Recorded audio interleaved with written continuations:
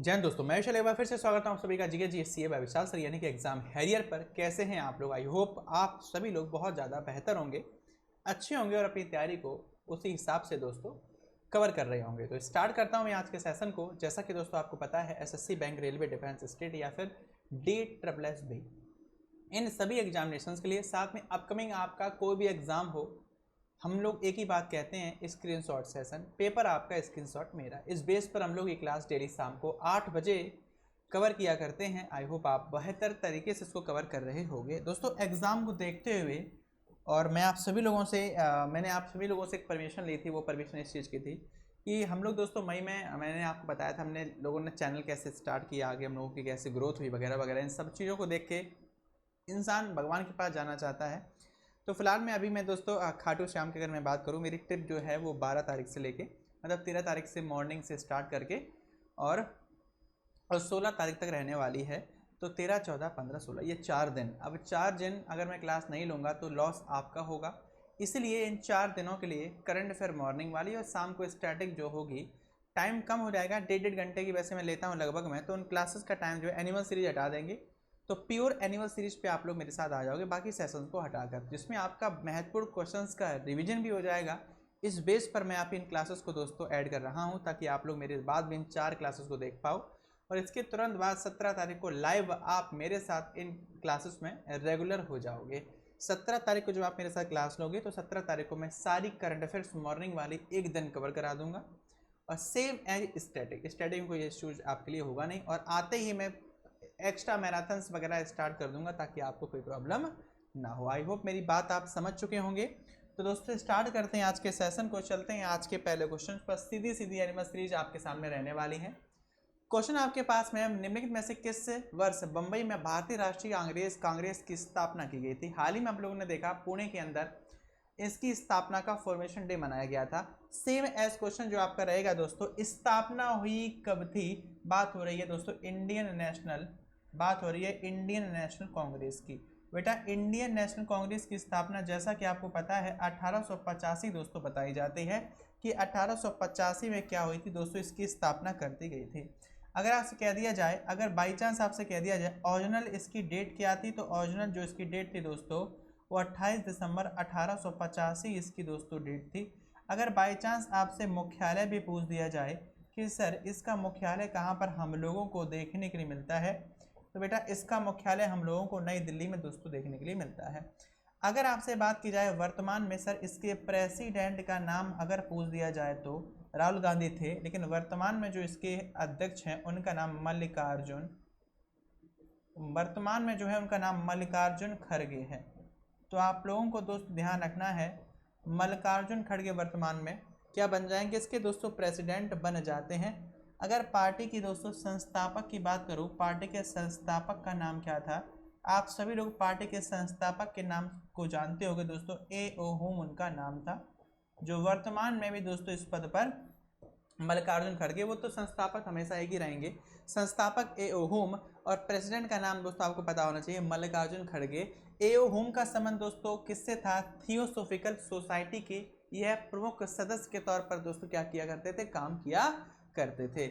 आगे जब आप बढ़ोगे अगले क्वेश्चन पर, नेक्स्ट क्वेश्चन है, अकबर के कहने पर महजर का दस्तावेज किसके द्वारा तैयार किया गया था? किसके कहने पर दोस्तों अकबर के कहने पर महजर का दस्तावेज किसके द्वारा तैयार किया गया था? ये क्या था? अब देख दोस्तों याद रखना, यह एक प्रकार का, अगर मैं आपसे महजर की बात करूं, एक प्रकार के दोस्तों महजर की बात करूं, एक प्रकार का दस्तावेज क्या है यहाँ पर दोस्तों? दस्तावेज एक प्रकार का लाइक कानून की किताब कह सकते हो आप, लॉ, बुक ऑफ लॉ। इसमें किस चीज का न्याय होता था ये, इसमें दोस्तों याद रखना, अकबर के शासनकाल के दौरान राजनीतिक, अकबर के शासनकाल के दौरान राजनीतिक और धार्मिक, ठीक है, राजनीतिक और धार्मिक मामलों का दोस्तों, राजनीतिक तथा धार्मिक मामलों का, ठीक है, मामलों का एक प्रकार का यह दोस्तों न्यायाधीश था। फैसला तो कोई सुनाएगा लेकिन इसके अकॉर्डिंग सुनाया जाएगा, इसके अंदर जो चीज़ें बनाई जाएंगी। तो दोस्तों किससे कहा था, किसने तैयार किया था? अब्दुल नबी ने शेख मुबारक के द्वारा। इसको जो तैयार किया था दोस्तों, वो तैयार किसने किया था? शेख मुबारक के द्वारा इसको तैयार दोस्तों किया गया था, जो अकबर के शासनकाल में एक लेखक का काम के तौर पर दोस्तों काम किया करते थे। 1991 में भारत सरकार द्वारा अपनाई गई आर्थिक नीति के तहत उदारीकरण और निजीकरण की पहल का प्राथमिक परिणाम क्या था? मैंने आपसे एक बात कही थी, अगर आपको याद हो, वो ये कही थी कि भारत के अंदर इंडस्ट्रियल पॉलिसीज मैंने आपको सारी पढ़ा दी थी, 56 से लेके स्टार्टिंग 47 पे 56 और लास्ट आती आपकी 1991 वर्तमान में 2018 में और 2023 के रूप में वो काम कर रही थी। तो 1991 में भारत सरकार द्वारा अपनाई गई आर्थिक जो नीति थी के तहत उदारीकरण और निजीकरण, इसका मतलब दोस्तों क्या होता है? इसका मतलब लिबराइजेशन और प्राइवेटाइजेशन। तो याद रखना, प्राइवेटाइजेशन जो सब चीज प्राइवेट हो रही है, ये यहाँ से नहीं था, ये 1991 से था। तो प्राइवेटाइजेशन और लिबराइजेशन का जो सिस्टम था, इसका प्राथमिक उद्देश्य था, ऐसा हम लोग क्यों किया कर रहे थे? ताकि ग्लोबलाइजेशन कर सकें दोस्तों, ताकि हम लोग केंद्रीकरण नहीं, राजकोषीय नीति में सुधार नहीं, मौद्रिक नीति में सुधार नहीं, वैश्वीकरण कर सकें। हमारा जो बाजार है, जो हमारी इकोनॉमी है, यह बंद इकोनॉमी ना होकर खुली इकोनॉमी बन जाए, ताकि विश्व के तरह तरह के लोग हमारे यहाँ पर व्यापार करने आ सकें और हम लोगों को क्या हो सके, इनकम एक्स्ट्रा या वैश्विक तौर पर हम लोगों को कंपटीशन करने का मौका मिल सके। दीपा सतीचंद्रन, राजा रेड्डी और राधा रेड्डी किस भारतीय नृत्य से संबंधित हैं? आपके सामने दोस्तों 3 नाम अवेलेबल हैं और अगर मैं इन 3 नामों की दोस्तों बात करूं तो 3 नाम इस प्रकार से हैं। दीपा सतीचंद्रन, एक का नाम राजा रेड्डी और एक का नाम दोस्तों राधा रेड्डी। अगर आप दीपा सतीचंद्रन को हटा भी दो तो ये 2 नाम तो आपको हमेशा याद रहेंगे, क्योंकि मैंने बहुत अच्छी तरीके से आपको ये पढ़ाए हैं। राजा रेड्डी और राधा रेड्डी, इन दोनों का संबंध निम्नलिखित में से किस क्षेत्र से है? इनका संबंध कथकली से, भरतनाट्यम से, कुचिपुड़ी से, कथक से। कथक उत्तर प्रदेश, कथकली और कुचिपुड़ी आप जानते ही हो। भरतनाट्यम का संबंध आपके दोस्तों तमिलनाडु से हो जाएगा। कुचिपुड़ी क्वेश्चन का आंसर दोस्तों बिल्कुल करेक्ट आपका हो जाएगा। Kuchipudi is the correct answer दोस्तों, आप लोग याद रखोगे। अगर मैं कथकली की बात करूं तो केरला, अगर मैं कुचिपुड़ी की बात करूं दोस्तों याद रखना, यह कुचिपुड़ी जो है ये कहां से उत्पन्न होता है? ये याद रखना आपके दोस्तों कृष्णा डिस्ट्रिक्ट से उत्पन्न होता है।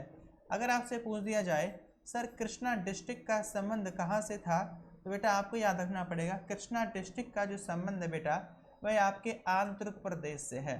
कृष्णा डिस्ट्रिक्ट का बेटा जो संबंध है वह आपके आंध्र प्रदेश से हो जाता है। बहुत ही ज़्यादा इंपॉर्टेंट क्वेश्चन ये बन जाएगा। तो आंसर आपने कुचिपुड़ी कर लिया। चलिए सर जी, संविधान द्वारा राज्यसभा के मामलों में किस प्रकार की चुनावी प्रणाली अपनाई जाती है? दोस्तों ध्यान रखना, चाहे लोकसभा की बात करो, मैंने ये आपको टॉपिक संसद में कवर कराया है, आर्टिकल 79, 80, 81, साथ ही में संसद के भाग के बारे में, साथ ही में राज्यसभा के चुनाव जो होते हैं उनकी प्रकृति क्या होती है, लोकसभा के चुनाव होती है उसकी प्रकृति क्या होती है, मैंने पूरा पढ़ाया है। तो क्वेश्चन पूछा गया है आपसे राज्यसभा के मामलों में किस प्रकार की चुनावी प्रणाली, राज्यसभा के जब चुनाव होते हैं तो किस प्रणाली का प्रयोग किया जाता है? तो याद रखना, जब राज्यसभा की बात आती है तो हमेशा आप लोग अनुपातिक प्रतिनिधित्व के तौर पर इसका शासनकाल या इसका चुनाव दोस्तों किया जाता है। मोस्ट इंपॉर्टेंट क्वेश्चन है, बहुत बार मैंने आपको पढ़ाया है। सर जी, पदार्थों के गठित अणुओं की गतिज ऊर्जा न्यूनतम होती है कब? प्लाज्मा अवस्था में, ठोस अवस्था में, गैस अवस्था में या फिर दोस्तों आपके तरल अवस्था में? सबसे बड़ी बात, जब मैं आपसे बात करूं, जब मैं बात करता हूं दोस्तों आपके सामने यहाँ पर पदार्थ की, तो यहाँ पर आपको कौन कौन सी चीज़ें दोस्तों देखनी पड़ेंगी। और एक बात और याद रखना, जब हम लोग दोस्तों यहाँ पर राज्यसभा की बात करते हैं तो कौन कौन सी ऐसी चीज़ें हैं दोस्तों जो आपको राज्यसभा से याद रखनी है। बेसिक चीज़ों के बारे में दोस्तों हर बच्चा जानता है। बेसिक चीज़ें कौन कौन सी, जैसा कि दोस्तों आपको पता है राज्यसभा में टोटल मेंबर्स के बारे में बेसिक चीज़ें दोस्तों अगर आपसे पूछ दिया जाए टोटल मेंबर्स के बारे में, तो टोटल मेंबर्स जब हम लोग दोस्तों राज्यसभा की बात करेंगे तो 250, जैसा कि आपको पता है। चुना इनको कैसे जाता है, तो याद रखना दोस्तों 233 को चुना जाता था भारत के स्टेट से, तथा दोस्तों केंद्र शासित प्रदेश का मतलब है यूनियन टेरिटरी से, पता है। और दोस्तों 12 को चुना जाता था। और दोस्तों याद रखना, जो 12 सदस्य होते थे, ये याद रखना दोस्तों, ये 12 सदस्य कहाँ थे? ये 12 सदस्य दोस्तों जो 12 सदस्य हुआ करते थे, इनको कहाँ से दोस्तों चुना जाता था? इनको याद रखना राष्ट्रपति के द्वारा, अलग अलग क्षेत्र से राष्ट्रपति के द्वारा इनको दोस्तों याद रखना स्पेशल तौर पर राष्ट्रपति के द्वारा स्पेशल तौर पर चुना जाता था। सर 2 सदस्यों को उनके छोड़ दो, वो 543 लोकसभा से है, राज्यसभा से उनको कोई मतलब नहीं है, जो एंग्लो इंडियंस थे। ये बात आपको पता चल गई, ठीक है सर जी, ये बात हमको पता चल गई। राज्यसभा का अगर आपसे पूछ दिया जाए दोस्तों कि सभापति कौन होता है, या फिर यानी कि दोस्तों इनकी अध्यक्षता कौन करता है, तो आंसर आपको याद रखना पड़ेगा दोस्तों उपराष्ट्रपति। वो कौन करता है, तो याद रखना उपराष्ट्रपति, जिनका नाम वर्तमान में जगदीप दोस्तों धनखड़ बन जाता है। और उपराष्ट्रपति राज्यसभा का सदस्य भी होता है, ये भी दोस्तों ध्यान आप लोग रखोगे। अगला पॉइंट आपसे हो जाएगा सर जी राज्यसभा जो होती है वह महत्वपूर्ण कौन कौन से काम करती है। राज्यसभा के द्वारा तमाम काम दोस्तों किए जाते हैं, कानून बनाना, लेकिन वो बात अलग है कि फाइनली संसद के पास, लेकिन पहले लोकसभा फिर राज्यसभा फिर संसद में फिर राष्ट्रपति। कानून बनाने का काम दोस्तों both as Lok Sabha and Rajya Sabha, कानून बनाने का काम। संविधान संशोधन, संविधान में संशोधन, ये सारी चीज़ें एक ही में ऐड कर सकते हो आप लोग। संविधान संशोधन की बात की जाए तो भी इम्प्लीमेंट होगा राज्यसभा और लोकसभा दोस्तों दोनों। अगर मैं आपसे बात करूं दोस्तों, जो राष्ट्रपति होता है और राष्ट्रपति का दोस्तों जो चुनाव होता है, तो चुनाव में दोस्तों मत डालने का अधिकार होता है या नहीं होता, बिल्कुल होता है। तो याद रखना दोस्तों मतदान करने का अधिकार भी होता है। दूसरी बात याद रखना दोस्तों महाभियोग, राष्ट्रपति पर दोस्तों महाभियोग लगाना, आर्टिकल 62। और कहाँ से हम लोगों ने लिया है, यूएसए से दोस्तों लिया है। महाभियोग प्रक्रिया का दोस्तों यूज कौन कर सकता है, राज्यसभा के मेंबर कर सकते हैं, ये भी दोस्तों ये लगा सकते हैं। राष्ट्रपति के द्वारा जो आपातकाल दिया जाता है उसकी मंजूरी इत्यादि का काम भी यहीं से स्टार्टिंग आपकी हो जाती है। वर्तमान में सभापति का नाम जगदीप धनखड़ है, उपसभापति का नाम हरिवंश नारायण राय है, और दोस्तों सदन के नेता का नाम पीयूष गोयल, जिनका संबंध भाजपा से या भारतीय जनता पार्टी से है। लोकसभा वर्तमान में तो भंग है, आपको पता ही है। अगले क्वेश्चन पर दोस्तों अब आप लोग यहाँ पर मेरे साथ बढ़ सकते हो। क्वेश्चन ये है कि पदार्थ के गठित अणुओं की गतिज ऊर्जा न्यूनतम होती है प्लाज्मा, ठोस, गैस या तरल अवस्था में। ये 4 अवस्थाएं आपको दे दी गई हैं, 4 अवस्थाएं दे दी गई पदार्थ की। तो पदार्थ के गठित अणुओं की गतिज ऊर्जा न्यूनतम किस में होती है, तो यहाँ पर आंसर याद रखना ठोस में दोस्तों कैसी होती है, नॉर्मल, यानी कि दोस्तों न्यूनतम होती है। और सबसे ज्यादा किस में होती है, गैसेस में। Sir ji which one of the following pairs is not correctly matched, इसका मतलब यह है 2 पेयर्स, दो की पेयर्स हैं। देखो इनमें से एक ऑप्शन ऐसा है जो सही में मेल नहीं खाता, गलत मेल है। ऑप्शन वीडी सावरकर भारतीय स्वतंत्रता संग्राम से संबंधित है, आरसी मजूमदार सिपाही विद्रोह और 1857 के विद्रोह से संबंधित है, राधा कमल मुखर्जी का संबंध अवध विद्रोह 1857 से 1858 से रिलेटेड है, एसबी चौधरी भारतीय विद्रोह में नागरिक विद्रोह 1857 से 59 से संबंधित है। इसमें से गलत ऑप्शन जो है वो कौन सा होगा, राधा कमल चौधरी अवध विद्रोह जो होगा दोस्तों, ये ऑप्शन जो है पूरी तरीके से आपको गलत देखने के लिए मिलता है, जो सही मैच्ड दोस्तों नहीं है। ये 1775 से याद रखना संबंधित था। अगला 1937 के चुनाव में कांग्रेस ने कितने राज्यों में अपनी सरकार बना ली थी। 1937 में जब चुनाव हुए थे 35 में अधिनियम के बाद, 1937 में दोस्तों जब चुनाव हुए थे तो कांग्रेस ने कुल मिलाकर कितने राज्यों में अपनी सरकार दोस्तों क्या की थी, बना ली थी। अगर मैं ऑप्शन की बात करूं दोस्तों तो आंसर याद रखना 7, 9, 5 या फिर 4। जब आप पढ़ोगे ठीक है हिस्ट्री, तब आपको अच्छी तरीके से एक क्वेश्चन कंटेस्ट हो जाएगा। तो क्वेश्चन का आंसर जो होगा हिस्ट्री भी पॉलिटिक्स बोथ है 7, 9, 5, 4 हटा दो दोस्तों, 5 हटा दो, यहाँ पर 9 हटा दो। क्वेश्चन का आंसर जो होगा वो 7 राज्य दोस्तों क्वेश्चन का करेक्ट आंसर हो जाएगा। लेकिन उस समय 1937 की बात चल रही है, तो इसलिए दोस्तों आपको याद यहाँ पर रखने, अच्छा क्वेश्चन आपका दोस्तों बन जाता है। अगर कहा जाए अगस्त 1925 में निम्नलिखित में से, ये सारे क्वेश्चंस मैं डिटेल्स में आपको पढ़ा चुका हूँ, डिटेल्स में। सर कब आपने ये क्वेश्चंस बहुत डिटेल में पढ़ाए, हम लोग डेली शाम को स्टैटिक में इसी टाइम पर डिटेल में पढ़ते हैं। अभी 13 से लेकर 16 तारीख तक, 13, 14, 15, 16 यानी 4 दिन तक आप लोग मेरे साथ जो स्टैटिक पढ़ोगे वो टू द पॉइंट पढ़ोगे, जितना पढ़ चुके हो सबका रिविजन करवा रहा हूँ मैं, ताकि अपकमिंग एग्जाम जो है उनमें आपका ताबड़तोड़ क्वेश्चन फंसे। ठीक है, चलिए ठीक है। और ये 4 दिन मैंने स्पेशल इसलिए निकाले क्योंकि मैं अवेलेबल नहीं हूँ, ठीक है, इसलिए। तो who among the following was the president of the central legislative assembly in August 1925। अगस्त 1925 में निम्नलिखित में से कौन केंद्रीय विधानसभा का अध्यक्ष था। 1925 में केंद्रीय विधानसभा का जो अध्यक्ष था, बिल्कुल वन लाइनर क्वेश्चन दोस्तों आप लोग याद रखोगे। वी.आर. दास क्वेश्चन का था नहीं, मोतीलाल नेहरू थे नहीं, एस.आर. जयशंकर थे नहीं, विट्ठल भाई पटेल थे दोस्तों, विट्ठल भाई पटेल क्वेश्चन का आंसर बिल्कुल सही तौर पर दोस्तों आप लोग याद रखोगे। ये प्रथम भारतीय थे दोस्तों इस पद पर क्या करने वाले दोस्तों, पहुंचने वाले। विट्ठल भाई पटेल कौन थे, विट्ठल भाई पटेल याद रखना सरदार वल्लभ भाई पटेल के बड़े भाई थे। क्या थे, सरदार वल्लभ भाई पटेल के दोस्तों बड़े भाई थे। सचिन निम्नलिखित में से किसने पॉलिटिक्स इन इंडिया पुस्तक को दोस्तों हाल ही में लिखा है, किसके द्वारा दोस्तों इसको लिखा है निम्नलिखित में से। और ये क्वेश्चन था किसका, वहां राज्यसभा पढ़ी थी, यहाँ पर दोस्तों आपने केंद्रीय विधानसभा या आप लोकसभा कह सकते हो, या फिर आप क्या कह सकते हो, विधानसभा वर्तमान में राज्यों में होती है, ये केंद्रीय कह दी जाए तो बाहर पहुंच जाओ, संसद में पहुंच जाओ। तो जब भी हम लोग दोस्तों बात करेंगे आपकी लोकसभा की, जब भी दोस्तों हम लोग किसकी बात करते हैं, जब भी दोस्तों हम लोग लोकसभा की प्रेजेंट टाइम में बात करते हैं, तो कौन सी चीज़ें दोस्तों आपको यहाँ पर पता चलती हैं। लोकसभा जिसको हाउस ऑफ पीपल या लोअर सदन भी कहते हैं, तो इसका गठन दोस्तों कब हुआ था। अगर मैं बात करूँ दोस्तों, इसके इलेक्शन हुए थे, जैसे वर्तमान में हो रहे हैं लोकसभा के इलेक्शन, वैसे इसके इलेक्शन हुए थे। सर इलेक्शन कब हुए थे, ये बात है आपके दोस्तों 25 अक्टूबर 1951 से लेकर 25 अक्टूबर 1951 से लेकर दोस्तों 1951 से लेकर 21 फरवरी, ठीक है 21 फरवरी 1952 तक दोस्तों ये चुनाव हुए थे, ताकि पूरा रिजल्ट वगैरह सब कुछ दोस्तों इनके सामने आ गया था।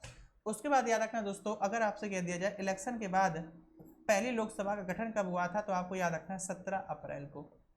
पहली लोकसभा का गठन दोस्तों 17 अप्रैल 1952 को दोस्तों क्या हुआ था, कर दिया गया था। मोस्ट इंपॉर्टेंट है। वर्तमान में पूछ दिया जाए तो दोस्तों इलेक्शन कब हुए थे, इलेक्शन हुए थे आपके 2022 में, ये बात याद रखना 17 जून की, 17 जून 2019 की ये बात है दोस्तों। सेम एज जून का महीना चल रहा है ना, सेम एज 5 साल पहले 17 जून 2019 में दोस्तों याद रखना 17वीं लोकसभा का गठन हुआ था। 17वीं किसका गठन हुआ था दोस्तों, लोकसभा का गठन हुआ था। और आज के 5 साल पहले की स्थिति आपको पता ही है, सीधी सी बात है, याद रखना।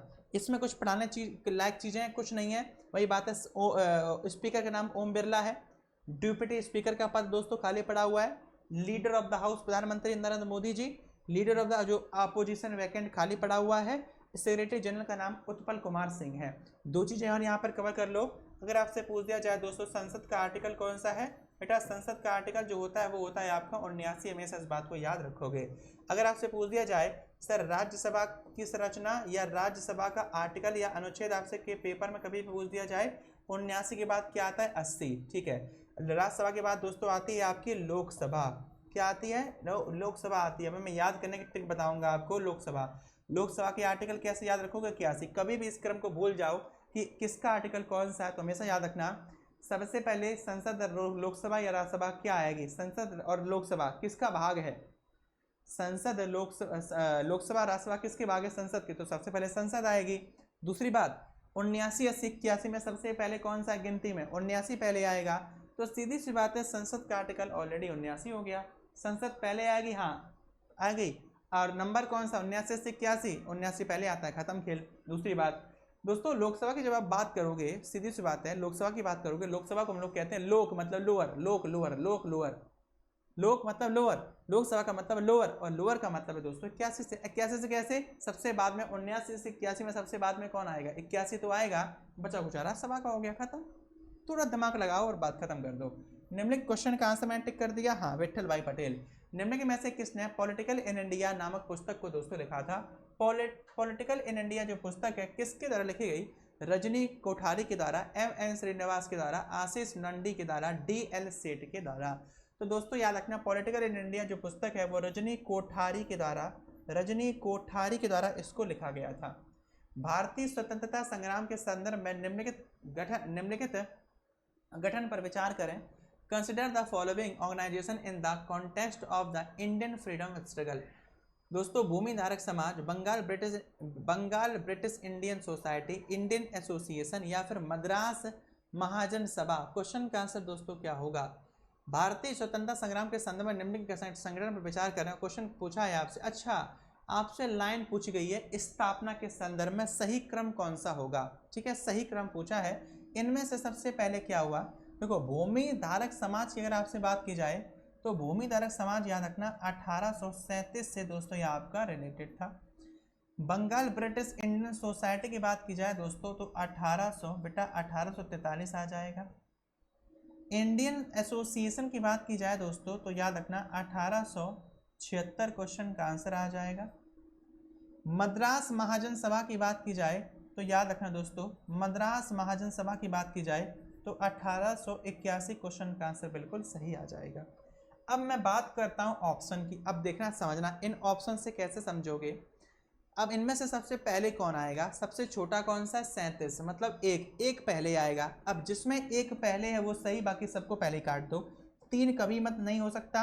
अच्छा यहाँ तो ऑप्शन ही गड़बड़ कर दिया। अच्छा 1 2 3 4, कोई बात नहीं, 1 2 1 2, यहाँ पर आप इसको 3 बना लो और यहाँ पर दोस्तों आप इसको 4 बना लो। तो मुद्दे की बात ये है, एक कभी नहीं हो सकता। अरे यार इसमें भी गड़बड़ है। अच्छा समझ गया मैं, किसी में लिखा ही नहीं है 1 2। इसको मान लो दोस्तों आप 1 कर लो, इसको ब्रो आप 2 कर लो, इसको आप 3 कर लो। मैं खुद कंफ्यूज हो रहा हूँ, है ना। 4 अब सही है। अब ये आपके ऑप्शन बन गए। अब इनमें काट लो कैसे। सबसे पहले 1837 पहले आएगा, मतलब एक पहले आएगा। जिसमें एक पहले नहीं है काट दो। एक पहले किसमें नहीं है, यहाँ पर नहीं है, तो ये भी ऑप्शन कभी नहीं होगा। ये एक पहले है, ये होगा। ये एक पहले कभी नहीं है तो उसको भी हटा दो। 1 3 2 4 पे आ जाओ। अब इसमें से दोस्तों पहले कौन सा आएगा, पहले आएगा आपका 1837 का, ये आपका पहला हो गया, सही है। नंबर 2 पर कौन आएगा, 43 76 या 86, याद रखना 43 नंबर ये 2 पे आएगा, तो दूसरा सही होगा। 1 2 1, देखो यहाँ पर 1 3 या 1 2 सही होगा। 1 2 पहले सही होगा तो 2 ऑटोमेटिक हो गया। पूरे ऑप्शन के जाने की आपको जरूरत ही नहीं है। तो 1 2 3 4 जो क्रम है वही बिल्कुल सही है। भारत के संविधान के तहत आपातकाल की घोषणा का आधार कौन सा नहीं हो सकता। भारत के संविधान के तहत आपातकाल, भारत के संविधान में आपातकाल जो होते हैं दोस्तों बेटा, कितने प्रकार से आपातकाल का आपको बताए जाते हैं। 3 प्रकार की इमरजेंसी दोस्तों आपको यहाँ पर क्या की जाती है, बताई जाती है। 3 प्रकार की इमरजेंसी दोस्तों आपको बताई जाती है। 3 प्रकार की इमरजेंसी में जो पहला दोस्तों आपातकाल होता है उसको हम लोग क्या कहते हैं बेटा, उसको हम लोग राष्ट्रीय आपातकाल के नाम से, बेटा उसको हम लोग राष्ट्रीय आपातकाल के नाम से जानते हैं, नेशनल इमरजेंसी के नाम से जानते हैं बेटा। इसका अनुच्छेद जो होता है वो 352 हो जाता है। इसके बाद आता है दोस्तों जिसको हम लोग प्रेसिडेंट, बेटा जिसको हम लोग प्रेसिडेंट रूल के नाम से जानते हैं, प्रेसिडेंट रूल के नाम से जानते हैं। अगर मैं आपसे अनुच्छेद की बात पूछ दूं तो 356 आप लोग याद रखोगे। इसके बाद आती है दोस्तों फाइनेंशियल इमरजेंसी, जिसको हम लोग दोस्तों वित्तीय आपातकाल के नाम से जानते हैं।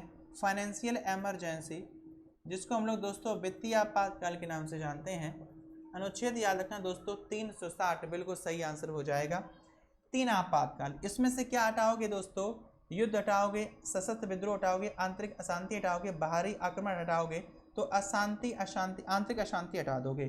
तो क्वेश्चन का answer C is the correct answer हो जाएगा। सर भारतीय संविधान के आधिकारिक पाठ को हिंदी में प्रकाशित करने के लिए किस संवैधानिक संशोधन को अधिकृत किया गया था। क्वेश्चन है कि भारतीय संविधान के आधिकारिक पाठ को हिंदी में प्रकाशित करने के लिए किस संवैधानिक संशोधन को अधिकृत किया गया था। दोस्तों the authoritative text of the Indian constitution in Hindi was authorized to be published which of constitutional amendments। Option देखा जाए 57वां संविधान संशोधन 1987, 58वां संविधान संशोधन 1987, 59वां संविधान संशोधन 1988, 60वां संविधान संशोधन 1988। क्वेश्चन का आंसर क्या होगा, भारतीय संविधान के आधिकारिक पाठ को हिंदी में प्रकाशित करने के लिए किस संवैधानिक संशोधन को अधिकृत किया गया था। तो दोस्तों आंसर जो क्वेश्चन का होगा 57 हटा दो, 58 क्वेश्चन का बिल्कुल सही आंसर हो जाएगा। 58वां संविधान संशोधन 1987 बिल्कुल दोस्तों सही आंसर है। ठीक है, ये किससे संबंधित था, हिंदी में प्रकाशित। अब एक काम करो, हिंदी से संबंधित है। 10 तारीख को हम लोग दिवस मनाते हैं, तो 10 तारीख की करंट अफेयर मेरी देख लेना जाके जनवरी के महीने में, आपको संपूर्ण हिंदी के बारे में डिटेल पूरी मिल जाएगी। ठीक है, चलिए आगे बढ़िए। भारत के संविधान के अंतर्गत निम्नलिखित में से कौन सा सुमेलित नहीं है। भारतीय संविधान के अंतर्गत निम्नलिखित में से कौन सुमेलित नहीं है। सुमेलित क्या नहीं है, ऑप्शन पंचायतें भाग 9 में है, क्या ये गलत है या बिल्कुल सही है। नगर पालिका 9A में है, सहकारी समितियां भाग 9B में है, न्यायाधिकरण भाग 10 में। अब सबसे बड़ी बात पता क्या है, ये पूरा का पूरा जो सिस्टम आपके सामने यहाँ पर दोस्तों इन्होंने बताया है वो भाग से बताया है। संविधान में पहले भागों की संख्या 22 हुआ करती थी, वर्तमान में संविधान के भागों की संख्या 25 हो चुकी है। और आपसे एक भाग का क्वेश्चन पूछा है कि अंतर्गत निम्नलिखित में से कौन सा सुमेलित नहीं है। तो न्यायाधिकरण भाग जो आपसे 10 दिया गया, यह दोस्तों याद रखना एकमात्र ऐसा है जो सम्मिलित नहीं है। अच्छा हाँ, भाग 10 में दोस्तों न्यायाधिकरण नहीं है, तो भाग 10 में क्या है? भाग 10 में आपको मिलेंगे दोस्तों अनुसूचित, भाग 10 में दोस्तों आपको मिलेंगी अनुसूचित और दोस्तों जो आपके जनजातीय क्षेत्र हैं, अनुसूचित और जनजातीय क्षेत्र, आपको ये डाटा दोस्तों याद रखना है। जब आप कहोगे सर चलो आपने भाग 10 को एक्सप्लेन कर दिया, हमें न्यायाधिकरण के बारे में बता दो, अगर मैं आपसे न्यायाधिकरण की दोस्तों बात करता हूं तो याद रखना इसका जो अनुच्छेद है वो 323 से आएगा, 323 ए तथा दोस्तों 323 बी इनसे संबंधित है। ठीक है sir ji. Consider the following statement in the context of Indian constitution. भारतीय संविधान के संदर्भ में निम्नलिखित कथनों पर विचार करिए कि केंद्रीय मंत्रिपरिषद सामूहिक रूप से लोकसभा के प्रति उत्तरदायी होगी या फिर केंद्रीय मंत्री प्रधानमंत्री की इच्छा तक पद पर बने रहेंगे। मैंने जो क्वेश्चन आपसे पूछा है वो ये पूछा है कि भारतीय संविधान के संदर्भ में निम्नलिखित पर विचार करिए, इसमें से सही और गलत का पता मुझे बताइए। क्वेश्चन आपसे ये कह रहा है कि भारतीय संविधान के संदर्भ में निम्नलिखित कथनों पर विचार करो कि केंद्रीय मंत्रिपरिषद सामूहिक रूप से लोकसभा के प्रति उत्तरदायी होती है या केंद्रीय मंत्री प्रधानमंत्री की इच्छा तक पद पर बने रहेंगे। नहीं दोस्तों, याद रखना केंद्रीय मंत्रिपरिषद सामूहिक रूप से लोकसभा के प्रति उत्तरदायी होती है। ऑप्शन जो एक है दोस्तों बिल्कुल सही आपका आंसर हो जाएगा। ये उत्तरदायी होगी, ये किस अनुच्छेद में है ये याद रखना दोस्तों, अनुच्छेद 75 का 3। अनुच्छेद 75 का 3 तब आप पढ़ोगे तब आपको ये डिटेल दोस्तों देखने के लिए मिल जाती है। सूची फर्स्ट को सूची सेकंड के साथ सम्मिलित करें और सूचियों के नीचे दिए गए कोड को उनके साथ मैच करें। ऑप्शन सूची फर्स्ट और सूची सेकंड। दोस्तों फर्स्ट सूची है अनुसूचियों की और सूची सेकंड में उनकी डिटेल्स है, इनमें से सही क्रम कौन सा होगा? अब आप मुझे ऑप्शन बताओ, आंसर दोस्तों क्या होगा? अब देखो मैं बताऊं आपको। सबसे बड़ी बात आती है दोस्तों आपकी 7वें अनुसूची की। 7वें अनुसूची में आप क्या है, 7 छोड़ो, ऐसे समझो संविधान में, मूल संविधान में भागों की संख्या 22 थी, अनुसूचियों की संख्या 8 थी, अनुच्छेदों की संख्या 395 थी। वर्तमान में देखा जाए तो कुल मिलाकर संविधान के भाग कितने हैं? तो संविधान में दोस्तों कुल मिलाकर अगर आपसे भाग की बात पूछ दी जाए तो संविधान में कुल मिलाकर भागों की संख्या 22 की जगह 25, अनुसूचियां जो 8 थी वो बढ़कर 12 और अनुच्छेद 395 से 448, लेकिन अनुच्छेद 395 ही गिने जाते हैं क्योंकि उनके सब क्लॉज अंदर बड़े हैं, 395 से 396 नहीं हुए हैं। अब क्वेश्चन ये है, जब हमारे 22 भाग में 22 भाग सबको रटा होता है, पहला भाग पता होता है, इसी प्रकार से अनुसूचियों में 8 के बाद अगर आई हैं तो 8 तक जो थी तो 8वीं क्या थी, भाषा से संबंधित थी, जिसमें आपको 14 भाषाएं मूल थी, लेकिन वर्तमान में उसमें भाषाओं की संख्या बढ़ाकर 22 कर दी गई है। 4 संविधान संशोधन के तहत, 4 संविधान संशोधन हुए तब ये भाषा जोड़ी गई। जब 8वें अनुसूची की बात करेंगे तो दोस्तों 8वें अनुसूची का संबंध पायदान साफ हो गया कि इनका संबंध दोस्तों किससे, आपकी भाषाओं से है।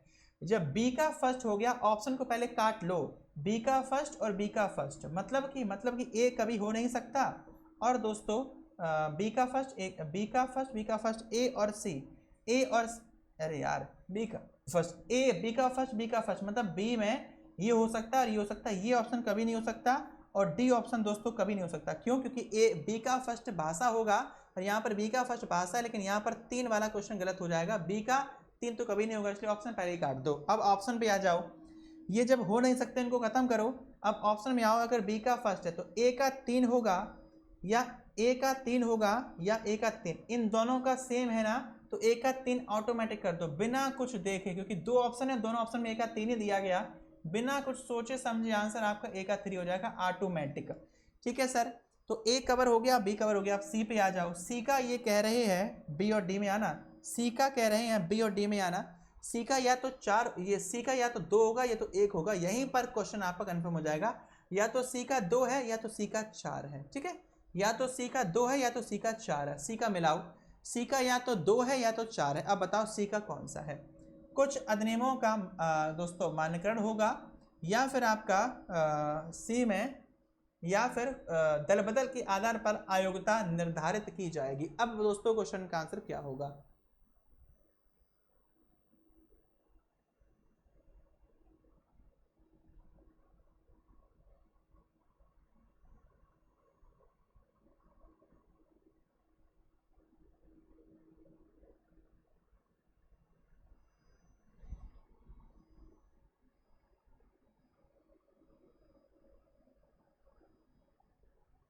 याद रखना दोस्तों, सी 9वीं अनुसूची का संबंध याद रखना दोस्तों आपके दल बदल से संबंधित है। और 10वीं अनुसूची की अगर बात की जाए दोस्तों तो याद रखना कुछ अधिनियमों का, कुछ दोस्तों अधिनियमों का मान्यकरण आपको यहाँ पर दोस्तों देखने के लिए मिल जाता है। इस प्रकार से क्वेश्चन जो होगा डी का फोर्थ हो गया। ये आपका क्रम बिल्कुल सही है, यानी कि दोस्तों ए ऑप्शन बिल्कुल आपका यहाँ पर करेक्ट हो जाएगा। अब मेरी बात सुनना दोस्तों बिल्कुल ध्यान से, मैं आपको 9, 10, 11, 12 के बारे में बताता हूँ। टोटल अनुसूचियां संविधान में दोस्तों कितनी थी? टोटल अनुसूचियों को इंग्लिश में शेड्यूल कहा जाता है। टोटल याद रखना दोस्तों आपकी 8 हुआ करती थी। 8 से कितनी हुई दोस्तों? 8 से 12 हुई। 8 से अनुसूची जब 12 होंगी तो दोस्तों यहाँ पर 4 आएगा। क्या? यहाँ पर 4 होते हैं संविधान संशोधन। यहाँ पर बेटा 4 संविधान संशोधन, कॉन्स्टिट्यूशन अमेंडमेंट दोस्तों कर दिए जाते हैं, जिसके तहत 4 अनुसूचियां जोड़कर इनको 12 कर दिया गया। कौन कौन सी जोड़ी गई? सबसे पहले दोस्तों जो अनुसूची जोड़ी गई बेटा वो जोड़ी गई 9वीं अनुसूची। 9वीं अनुसूची को जोड़ा गया पहला संविधान संशोधन 1951 में करके। इसके तहत क्या जोड़ा गया? संपत्ति का अधिग्रहण। बेटा इसके तहत क्या आया? इसके तहत आता है संपत्ति का अधिग्रहण, जिसके तहत आप दोस्तों न्यायालय में चुनौती नहीं दे सकते। पहला हो गया पॉइंट, ठीक है सर।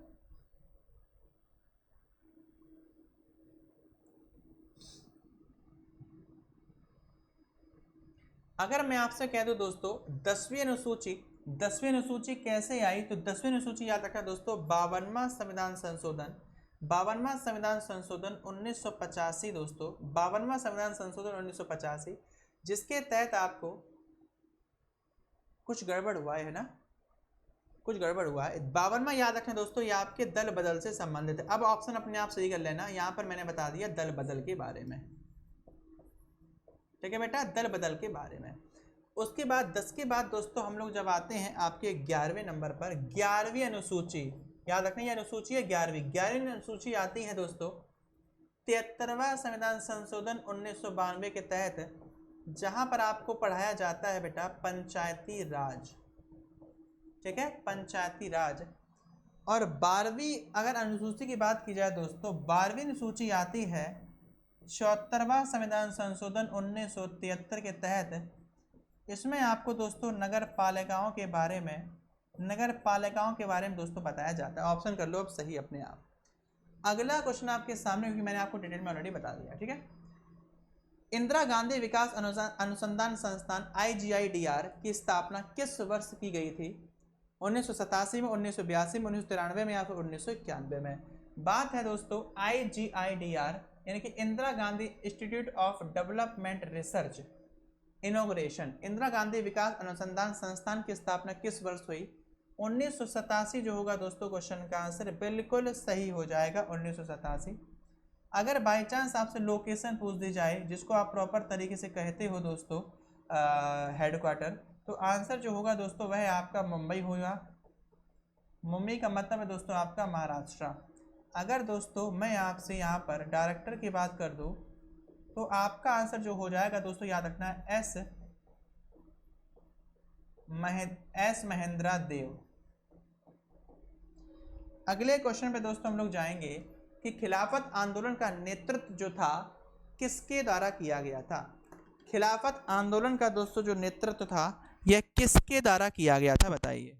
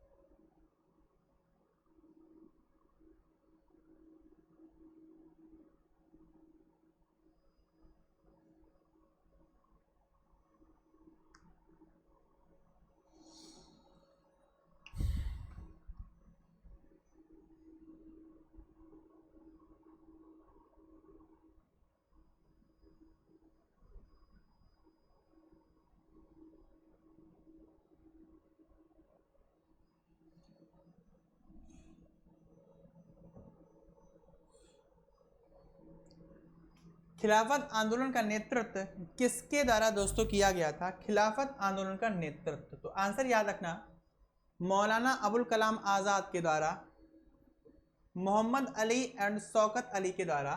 क्वेश्चन का आंसर याद रखना, खिलाफत आंदोलन का जो नेतृत्व था वो किसके द्वारा किया गया था? मोहम्मद अली और शौकत अली के द्वारा। ये अपने पावर में कब आया? कोई भी आंदोलन होता है तो उभरता है दोस्तों। ये उभरा था 1900, बेटा ये उभरा था 1900, अरे ये उभरा था दोस्तों 1919 में, और बाद में ये क्या हो गया था दोस्तों? समाप्त हो गया था। बाद में ये क्या हो गया था? समाप्त हो गया था। ये बात याद रखना दोस्तों, 1924, बहुत इंपॉर्टेंट है।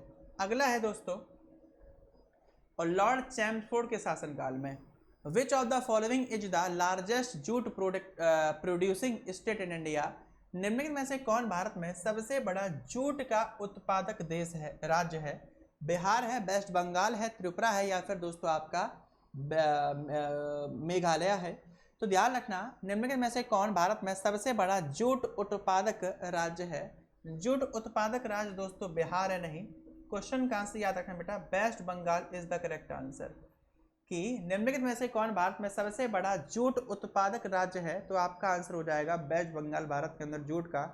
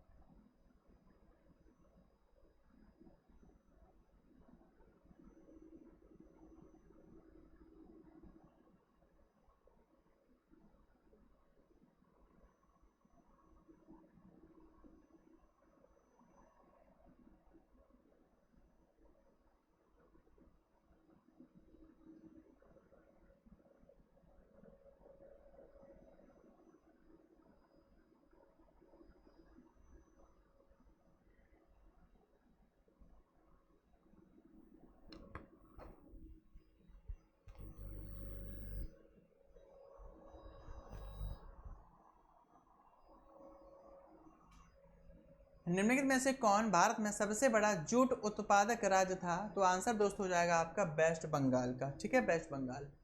निम्न विच ऑफ द फॉलोइंग आर्टिकल, अब यहाँ पर जैसे मैंने आपको वेस्ट बंगाल बताया, यहाँ पर मैंने आपको बहुत सारे डिटेल्स बताई थी। जैसे पेपर में अगर आपसे दोस्तों कोल की बात पूछ दे, कोल में भारत का सबसे बड़ा उत्पादक राज्य कौन सा है? तो मैंने आपको बताया था दोस्तों, भारत का राज्य जिसका नाम है झारखंड, कोयले के उत्पादन में प्रथम स्थान पर आता है। अगर मैं आपसे कह दूं दोस्तों, चीनी के उत्पादन में, शुगर के उत्पादन में सबसे ज़्यादा उत्पादकता राज्य जो होता है दोस्तों, उसको हम लोग जानते हैं उत्तर प्रदेश को, जहाँ पर चीनी का उत्पादन, मतलब गन्ना होगा तो चीनी होगी। अगर मैं आपसे बात कर दूं दोस्तों आपसे वीट की, यानी कि गेहूं की, गेहूं का उत्पादन सबसे ज़्यादा दोस्तों कहाँ पर होता है? वह राज्य दोस्तों आपका हो जाता है जिसको आप लोग पंजाब कहते हो। अगर मैं आपसे कह दूं मिल्क प्रोडक्शन की, दूध उत्पादन में भारत का पहला राज्य कौन सा है? वह भी याद रखना दोस्तों, उत्तर प्रदेश। जूट उत्पादन की जब आपसे बात पूछ दी जाए, जिसको आप ऊपर ऑलरेडी क्वेश्चन में मेरे साथ कवर कर रहे हो, आंसर हो जाता है बेटा आपका बंगाल। आपसे दोस्तों मत्स्य पालन कह दिया जाए, आपसे यहाँ पर दोस्तों मत्स्य में कह दिया जाए, मत्स्य में टॉप पे कौन है? मछली इत्यादि, यानी कि आपका वेस्ट बंगाल आ जाता है। आपसे मैं दोस्तों वेजिटेबल्स की बात कर दूं, या हिंदी में कह लो सब्जियों की बात कर लूं, भारत के अंदर सब्जी उत्पादन में पहले स्थान पर कौन है? याद रखना आपका वेस्ट बंगाल। अभी केरल, उत्तर प्रदेश और आंध्र प्रदेश के मध्य बहस चल रही थी, इसमें आंध्र प्रदेश टॉपर हो गया था सब्जी। केसर के उत्पादन में, वो वाली केसर नहीं 1-2 रुपए वाली, ये वो वाली महंगी वाली, तो केसर का उत्पादन सैफरॉन जिसको कहते हैं इंग्लिश में, ये दोस्तों रिलेटेड है आपके जम्मू कश्मीर से। बेटा कहाँ से है? जम्मू एंड कश्मीर से। केसर के बाद अगर कह दिया जाए आपसे न्यूट्रिएंट की बात की जाए, जिसको आप लोग कहते हो दोस्तों बेसिक भाषा में सोयाबीन। अगर मैं आपसे दोस्तों सोयाबीन की बात कर दूं, तो आपका आंसर जो आएगा दोस्तों, वो आएगा आपका मध्य प्रदेश। ठीक है। सोयाबीन के उत्पादन में मध्य प्रदेश प्रथम स्थान पर है। ऐसे तमाम चीजें मैं आपको ऑलरेडी कवर करा चुका हूँ। Sir, which of the following article of the constitution of India provides the right to education? Bharat के संविधान का निम्नलिखित में से कौन सा अनुच्छेद शिक्षा का अधिकार प्रदान कर देता है? दोस्तों, भारत के संविधान का निम्नलिखित में से कौन सा अनुच्छेद ऐसा है जो अनुच्छेद शिक्षा का अधिकार प्रदान कर देता है? शिक्षा का अधिकार कौन प्रदान करता है बेटा? शिक्षा का अधिकार जो है आर्टिकल 39 का है, आर्टिकल 44, आर्टिकल 12 या आर्टिकल 21 है। बेटा 86वां संविधान, अगर आपको संशोधन पता हो, कौन सा दोस्तों? 86वां संविधान संशोधन, ये दोस्तों 2002 में हुआ था। और याद रखना, इसके तहत शिक्षा जो आपको आर्टिकल 44-45 में देखने के लिए मिलती है, 44 में, ठीक है, आर्टिकल 44 डीपीएस में देखने के लिए मिलती है, जो न्याय संगत नहीं है। आप उनके, अगर आपको डीपीएस भी राज्य नहीं दे रहा है तो न्याय संगत नहीं है वो, मतलब आप न्यायालय में शिकायत नहीं कर सकते कि मुझे यार शिक्षा नहीं दे रहे हैं, बताओ यार ये बड़ा गलत कर रहे हैं आप। सेम एज जो मौलिक कर्तव्य होते हैं डीपीएसपी, वो सॉरी फंडामेंटल राइट ड्यूटीज़, जिनको आप करो मत करो आपकी मर्जी है, राज्य आपसे जबरदस्ती नहीं करवा सकता, सेम आप राज्य से नहीं कह सकते। समझ गए? कुछ दिया है तो याद रखना देना भी पड़ेगा। सेम क्वेश्चन है, दोनों ही न्याय संगत नहीं है। लेकिन दोस्तों, जो फंडामेंटल राइट्स हैं, अगर उनका उल्लंघन होता है तो दिक्कत है। तो फंडामेंटल राइट्स में इनको जोड़ दिया जाए। क्यों जोड़ दिया गया? यही शिक्षा है यार, वो आपका मौलिक अधिकार होना चाहिए। इसीलिए इनको आर्टिकल 44 से निकाल कर बेटा, आर्टिकल 44 से निकाल कर कहाँ ले लिया गया? तो याद रखना 86वें संविधान संशोधन 2002 के तहत आर्टिकल 21 में, आर्टिकल 21 के 21A में शामिल कर लिया गया, जिसके तहत दोस्तों 6 वर्ष से लेकर 14 वर्ष तक के बच्चों को अनिवार्य शिक्षा प्रदान की जाएगी, मुफ्त और अनिवार्य। 39A, आर्टिकल 44, 12 और 21 से क्वेश्चन का आंसर दोस्तों आपका 21 से बिल्कुल सही हो जाएगा, 44 उठकर 21 से।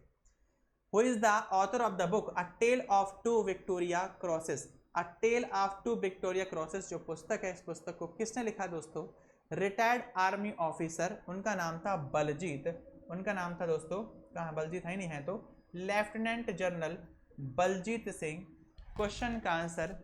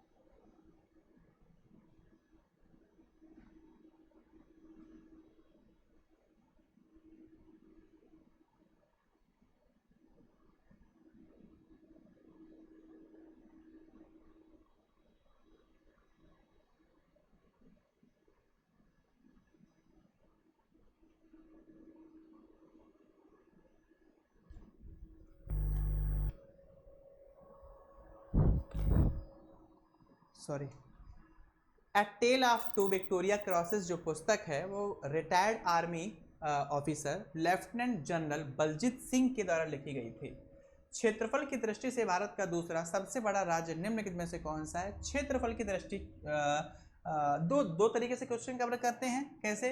एक क्वेश्चन आपसे यहाँ पर जो पूछा है क्षेत्रफल का मतलब दोस्तों यहाँ पर एरिया से है, एक बार आप इस क्वेश्चन को एरिया से कवर कर लो, और एक बार आप इसी क्वेश्चन को दोस्तों कैसे कवर कर लो? पॉपुलेशन से। और एक बार आप इसी क्वेश्चन को बेटा किससे कवर कर लो? पॉपुलेशन से क्या कर लो? कवर कर लो। ठीक है। अगर मैं आपसे एरिया की बात करूं तो याद रखना एरिया में राजस्थान पहले स्थान पर है, नंबर 2 पर बेटा मध्य प्रदेश है, नंबर 3 पर बेटा महाराष्ट्र है, नंबर 4 पर उत्तर प्रदेश है, नंबर 5 पे याद रखना आपका गुजरात है। पॉपुलेशन की मैं बात करूं दोस्तों तो नंबर 1 पर आपका उत्तर प्रदेश है, नंबर 2 पर दोस्तों महाराष्ट्र है, नंबर 3 पर जो होगा दोस्तों वह आपका बिहार है, नंबर 4 पे वेस्ट बंगाल है, नंबर 5 पे याद रखना दोस्तों आंध्र प्रदेश है। ठीक है, 5 प्रांत प्रदेश है। तो क्वेश्चन का आंसर दोस्तों जो आप लोग मार दोगे वो एरिया पूछा है ना आपसे, दृश्य क्षेत्रफल, एरिया में राजस्थान प्रथम है लेकिन पूछा नंबर 2 पर है, तो क्वेश्चन का आंसर मध्य प्रदेश पहला हो जाएगा। ठीक है, आगे बढ़िए दोस्तों। अगला क्वेश्चन आपसे पूछा है, हड़प्पा सभ्यता के दौरान कांस्य की मूर्तियां बनाने के लिए किस विधि का प्रयोग किया जाता था। ये बात है हड़प्पा कालीन सभ्यता की। तो हड़प्पा सभ्यता के दौरान कांस्य की मूर्तियां बनाने के लिए जिस विधि का दोस्तों प्रयोग किया जाता था उस विधि को आप जानते हो, परंतु किस नाम से। पत्थर की नक्काशी, लकड़ी पर नक्काशी, खोई हुई मोम की ढलाई, हाथी दांत की नक्काशी। पत्थर की, लकड़ी की, इनकी होती है, अभी भी होती है, होती भी थी, लेकिन हड़प्पा सभ्यता के शासन की काल की बात की जाए तो खोई हुई मोमबत्ती की ढलाई से। किससे? मोमबत्ती की ढलाई से। आगे बढ़िए सर जी, निम्नलिखित में से कौन पश्चिम घाट की सबसे ऊंची चोटी है। बात पूछी है पश्चिमी वेस्टर्न घाट की हाईएस्ट पीक का नाम क्या है। अन्नामोडी है दोस्तों, आपके जावड़ी पहाड़ियां हैं, आपकी महेंद्रगिरी पहाड़ियां हैं, डोडा बेटा पहाड़ियां हैं। अगर मैं क्वेश्चन की बात करूं आंसर की तो दोस्तों अनाईमुड़ी क्वेश्चन का आंसर याद रखना। अनाईमुड़ी क्वेश्चन का आंसर दोस्तों आप लोग याद रखोगे अनाईमुड़ी। अगर ऊंचाई पूछ दी जाए, क्योंकि क्वेश्चन ऊंचाई से था, तो 2479 फीट में मत याद रखना बेटा, इसको मीटर में याद रखना, मीटर में। स्टेट पूछ दिया जाए तो बेटा जो स्टेट इसका हो जाएगा वह आपका केरला हो जाएगा, केरला स्टेट। लेकिन सबसे ज्यादा ऊंचाई केरल में है, लेकिन यह फैली कहाँ कहाँ पर है, ये इसका जो फैलाव है दोस्तों वो याद रखना आपका केरल में है, इसका फैलाव तमिलनाडु में है, इसका फैलाव कर्नाटक में है, इसका फैलाव दोस्तों गोवा में है, इसका फैलाव आपके महाराष्ट्र में है, इसका जो फैलाव है दोस्तों वह आपके, इसका जो फैलाव है वह आपके कहाँ पर है दोस्तों, गुजरात में है। इतनी बात आपको समझ में आनी चाहिए।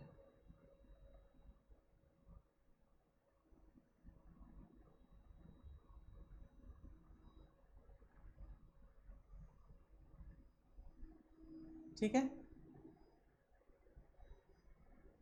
इसके दो तथ्य हैं, एक है 2479, एक है 2695। एक है याद रखें दोस्तों 2695, दोनों में मत हैं। अगर मैं आपसे ये बात कर दूं, अगर मैं दोस्तों आपसे ये बात कर दूं कि ईस्टर्न वैली की बात कर दो, जिसको आप लोग दोस्तों पूर्वी घाट कहते हो, अगर मैं आपसे पूर्वी घाट की बात कर दूं तो क्वेश्चन का आंसर आप क्या करोगे, तो आप लोग क्वेश्चन का आंसर दोस्तों महेंद्र, तो आप लोग क्वेश्चन का आंसर जो करोगे बेटा वह आप लोग दोस्तों महेंद्रगिरी कर दोगे। क्या कर दोगे? महेंद्रगिरी। इसका संबंध दोस्तों याद रखना भारतीय राज्य आपके West Bengal, West Bengal. Number 2 पर जब जाओगे दोस्तों तो आपका आ जाएगा ओडिशा, 3 पर जाओगे तो दोस्तों आ जाएगा आपका आंध्र प्रदेश, नंबर 4 पर जाओगे तो बेटा आंसर आ जाएगा आपका तमिलनाडु। दूसरी बात याद रखना कि सर जी इसकी ऊंचाई सबसे, तो याद रखना 1501 का डाटा, और यह दोस्तों आपको मिलती है जाकर आपके उड़ीसा, दे लो गोवा, उड़ीसा के अंदर महेंद्रगिरी। ऊंचाई आप लोग दे दो जाके दोस्तों 1501 आपके उड़ीसा में। दूसरी बात दोस्तों आपको मैं बता दूं,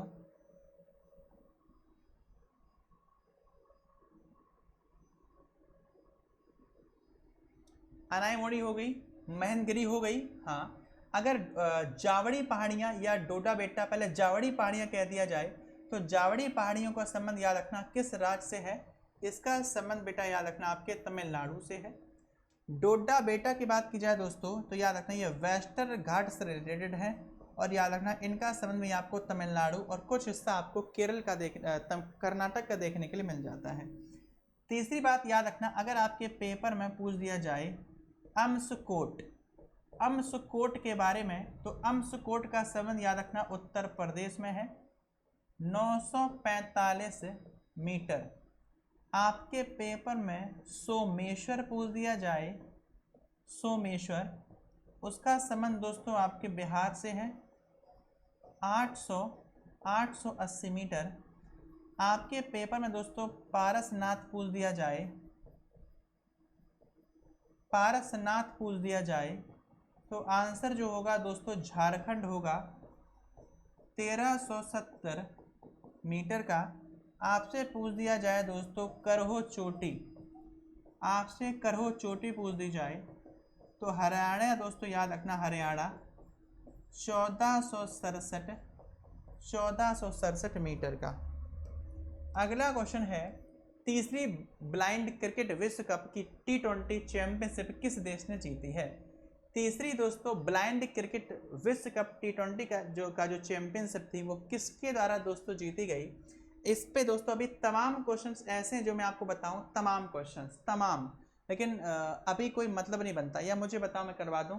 वैसे 8 बजे मैं आपको करवा चुका हूं, फिर भी अगर आपका मन है ना इस तरह हम करना चाहते हैं, ज़्यादा नहीं, मुझे 1 मिनट लगेगा आपको बताने में, एक बार कवर कर लो। 1 मिनट लगेगा मुझे बताने में, कवर करना चाहो तो दोस्तों कवर कर लो। जैसे कि आपके पेपर पूछेगा दोस्तों कंचनजंगा के बारे में। किसके बारे में दोस्तों? कंचनजंगा के बारे में। ऊंचाई पूछ देगा 8565 मीटर। स्टेट पूछ देगा तो आपका आंसर क्या होगा बेटा? सिक्किम। सबसे ऊंची भारत के अंदर सबसे ऊंची सिक्किम। दूसरी नंदा आपके पेपर में पूछ दे, नंदा एक प्रकार की चोटी का काम करती है। ऊंचाई 7816 मीटर। स्टेट पूछ देगी तो स्टेट याद रखना दोस्तों आपका उत्तराखंड। स्टेट कौन सा कर दोगे बेटा? उत्तराखंड। 3 पर आ जाओ, कामेट, KAMET, कामेट एक प्रकार की चोटी है। 7756 मीटर। स्टेट पूछ देगी, स्टेट याद रखना दोस्तों आपका उत्तराखंड में ही स्थित है। ये वो है जो पूछी जा चुकी है पेपर में। साल्टोरा भारत के अंदर ही स्थित है। साल्टोरा कंगेर घाटी में 7742 मीटर। स्थान सर कहाँ पर देखने को मिलेगा? स्थान मिलेगा जम्मू एंड कश्मीर में। स्थान बेटा आपको मिलेगा जम्मू एंड कश्मीर में। सर जी सासेर नाम क्या है इसका? SASHER, सासेर। ये एक प्रकार की दोस्तों घाटी नुमा है। 7672 मीटर दोस्तों अब तक इसकी ऊंचाई जो आंकी गई है। स्टेट पूछ दिया जाए दोस्तों तो आंसर हो जाएगा आपका लद्दाख। लद्दाख। इसके बाद याद रखना दोस्तों मोमो स्टोंग इसका नाम है। नाम के अकॉर्डिंग क्वेश्चन का आंसर दे सकते हो मोमो स्टोंग, लेकिन दोगे तब जब आपके पास ऑप्शन होंगे। मोमो स्टोंग याद रखना दोस्तों आपके 7516 मीटर। और आंसर हो जाएगा दोस्तों आपका जम्मू एंड कश्मीर का। किसका हो जाएगा? जम्मू एंड कश्मीर का। रिमो नाम इसका है दोस्तों, रिमो पीक। रिमो क्या है? एक प्रकार की दोस्तों रिमो पीक है। रिमो क्या एक प्रकार की पीक है जो 7385 मीटर ऊंची है। इसका सर संबंध कहाँ से है? जम्मू एंड कश्मीर से। पेपर में हरदोल, पेपर में आ जाए दोस्तों हरदोल ये भी पीक है 7151 मीटर। इसको भगवान का मंदिर कहा जाता है। इसका स्थान दोस्तों कहाँ पर है? इसका स्थान आपके उत्तराखंड में है। 2 और लिख लो। एक है आपका चौकंबा। एक है दोस्तों आपका चौकंबा, एक प्रकार की चोटी के रूप में 7138 मीटर। कितने? 7138 मीटर। स्थान पूछ दिया जाए तो आंसर हो जाएगा दोस्तों आपका उत्तराखंड स्थान। कौन सा? उत्तराखंड। फिर आपसे पूछ दिया जाए लास्ट दोस्तों त्रिशूल। त्रिशूल पूछ दिया जाए, एक प्रकार का शिखर है 7120 मीटर याद रखना। स्थान आपसे पूछ दिया जाए तो याद रखना दोस्तों उत्तराखंड आपका स्थान बन जाता है। तो मैंने आई होप 10 करा दी। 4 दूनी 8 और 2 10 आपको ध्यान रखनी है। तीसरी ब्लाइंड क्रिकेट के बारे में पूछा था। क्वेश्चन का आंसर यहाँ पर दोस्तों जो था वह आपका बांग्लादेश क्वेश्चन का आंसर बिल्कुल सही हो जाएगा। तीसरी कही है दोस्तों, पहली कब हुई थी? पहली याद रखना आपके 2012 में हुई थी। दूसरी आपसे पूछी गई दोस्तों, दूसरी कब हुई थी? यह 2017 में हुई थी। तीसरी आपसे पूछ दी जाए दोस्तों, यह आपके 2022 में हुई है। इंडिया ने बांग्लादेश को हरा दिया, ये बेंगलोर में आपका मैच हुआ था। तो याद रखना किस देश ने जीती है?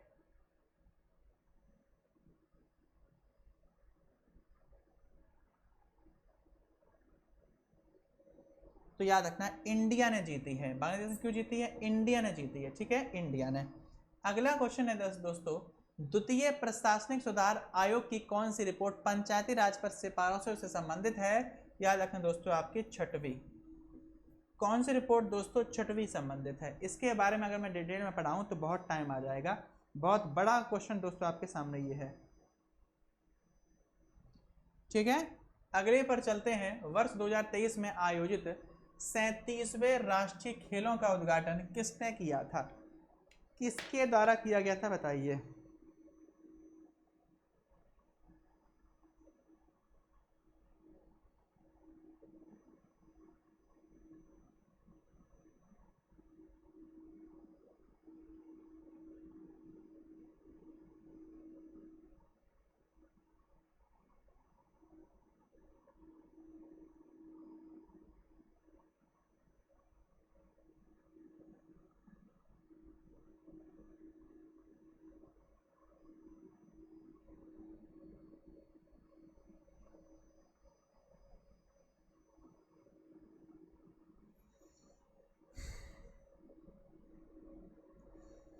दोस्तों जैसा कि आपको पता है, मैं अभी जो वीडियो बना रहा हूँ ये आपको बाद में मिलेगी। इस वीडियो में दोस्तों आपको एक चीज़ देखने के लिए मिलेगी, वो ये एसएससी जेई का पेपर बेटा था, ठीक है। एसएससी जेई का पेपर था और 50 क्वेश्चन पेपर में थे। 50 क्वेश्चन स्क्रीनशॉट सेशन आंसर की आते ही हो जाएगा। वी रिकॉर्ड अगेन, हम लोगों ने कि दोस्तों और रिकॉर्ड बना दिया। एसएससी का पहला पेपर है ये, और आप लोग इसका, जिन लोगों ने स्क्रीनशॉट सेशन ना देखा हो जरूर देखिएगा, क्योंकि शायद मैं बना चुका होऊंगा, क्योंकि अभी तो फैन में क्लास ये रिकॉर्ड कर रहा हूँ, ठीक है।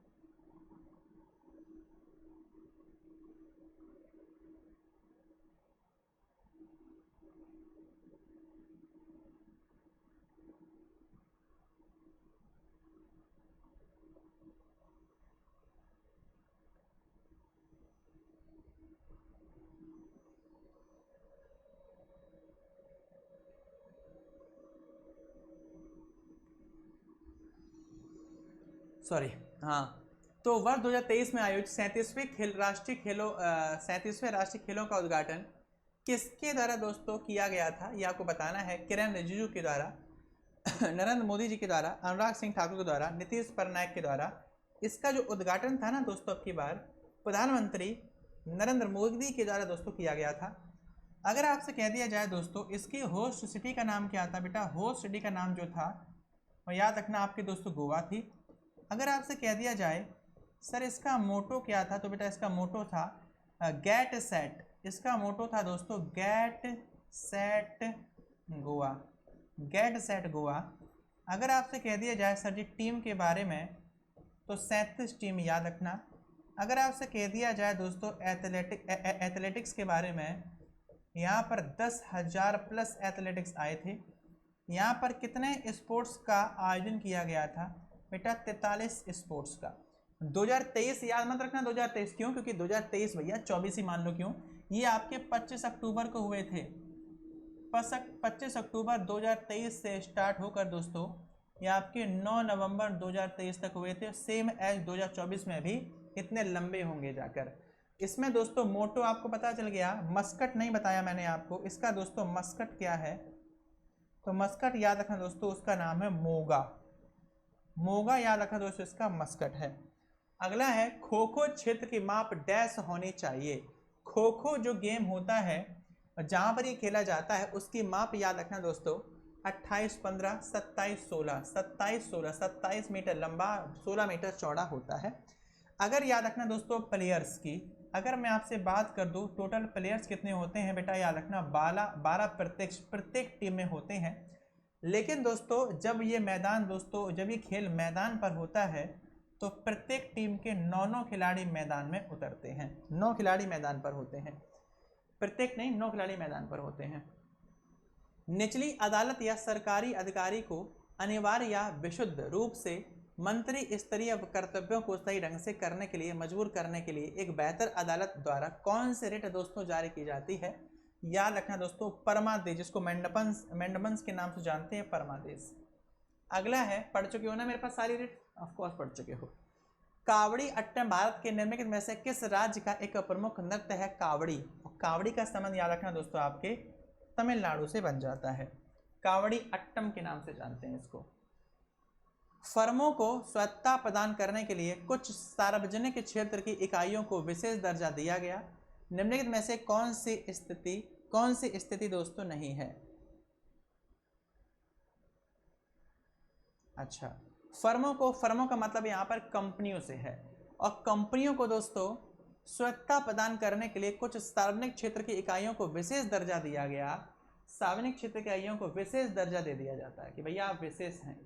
विशेष में एक इकाई नहीं है, कौन सी? मैंने आपको महारत्न बनाई, मैंने आपको महारत्न पढ़ाई, मैंने आपको नवरत्न पढ़ाई, मैंने आपको मिनी रत्न पढ़ाई, लेकिन दोस्तों कभी भी देवरत्न नहीं पढ़ाई। तो देवरत्न कोई शब्द दोस्तों होता ही नहीं है। तो देवरत्न याद रखना इकाई नहीं होती, मिनी रत्न होती है, महारत्न होती है और नवरत्न भी होती है। पेपर में आ जाए वर्तमान में दोस्तों आपके सामने कंपनियों की संख्या तो ऑलरेडी आपको पता ही है।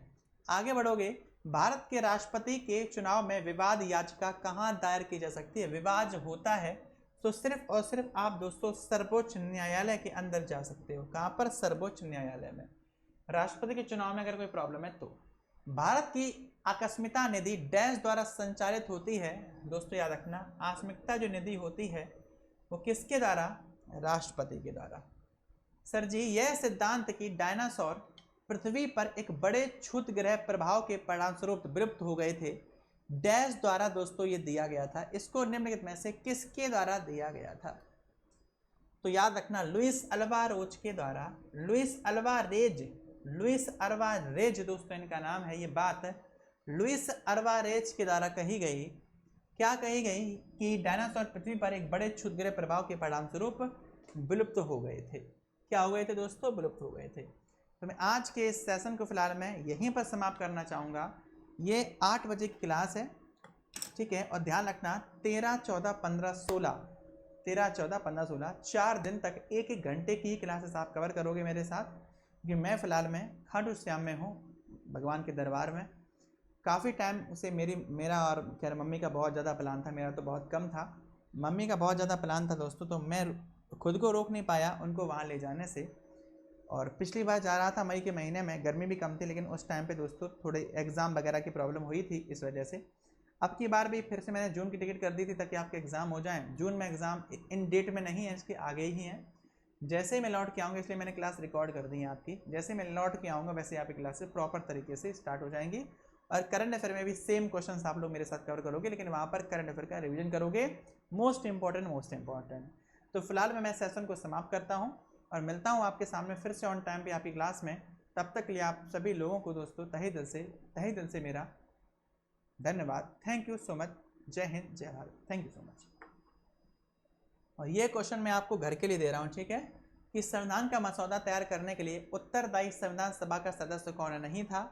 और जब आप इस क्वेश्चन का आंसर बताओगे तो कल मैं इसी क्वेश्चन से आपकी शुरुआत करूंगा। ठीक है, चलिए, thank you so much guys, thank you so much.